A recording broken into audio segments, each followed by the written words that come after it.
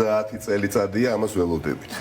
30 წელიწადია მე მახსოვს 1994 წელი პირველი ოფიციალური თამაში ეროვნული ნაკრების ბორის პაიჭაძის სტადიონზე, როდესაც საქართველოს ნაკრები პირველ ოფიციალურ შეხვედრაზე დაუპირისპირდა მოლდოვას ნაკრებს ევროპის საკვალიფიკაციო ტურნირის ფარგლებში და მაშინ წავაგეთ მიუხედავად იმისა, რომ ძლიერი ნაკრები მე ბულგარეთთან მოვიგეთ მახსოვს. დიახ, იმ ჯგუფში და წარმოიდგინეთ რა დრო იყო ბულგარეთი ახსენეთ, აი ბულგარეთთან გასვლითი თამაში, როდესაც ჰქონდა სტაჟიან გულშემატკივრებს, როგორც ამბობენ, ემახსოვრებათ ძალიან კარგად.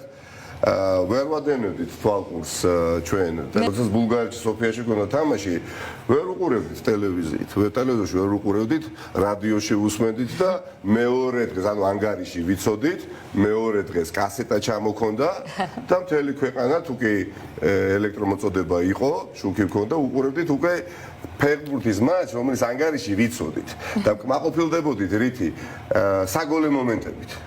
აი ესეც კი გვაბედნიერებდა და 8ჯერ და 7ჯერ ვახვევდით და იმას ვიმედოვნებდით რომ იქნებ ეს გოლი გაიტანა.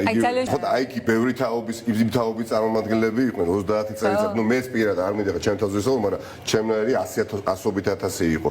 გაზეთი 11 და დაწყებული სარბიელით რო ყიდულობით და 3-4 თამაშს რო წავაგებდით ჯგუფში, მე თეორიულ დაშვებებს ვაკეთებდით კალმისტარით და ფურცლით ხელში, რა თეორიული შანსები გრჩებოდა რომ გავსულიყავით რომელიმე საერთაშორისო ფორუმზე, იქნებოდა სოფლიო ჩემპიონატი თუ ევროპის ჩემპიონატი, 4 თამაშივე ბედი წყდებოდა ჩვენი და შანსს კარგავდით და ამ ყველაფრის ფონზე 30 წლის თავზე ასეთი დიდი გამარჯვება, როდესაც გვეწვია, რა თქმა უნდა, ეს უკვალოდ პოზიტიურ ყალბურს არ ჩაივლის და თავარი რაც מחარებს თეა იცით რა არის, ალბათ მაყურებლებიც დაგვეთანხმებიან, ამ გამარჯვებით მე მაქვს განცდა რომ მარცხდება თუ არ დამარცხდა უკვე კომპლექსი დამარცხებულის.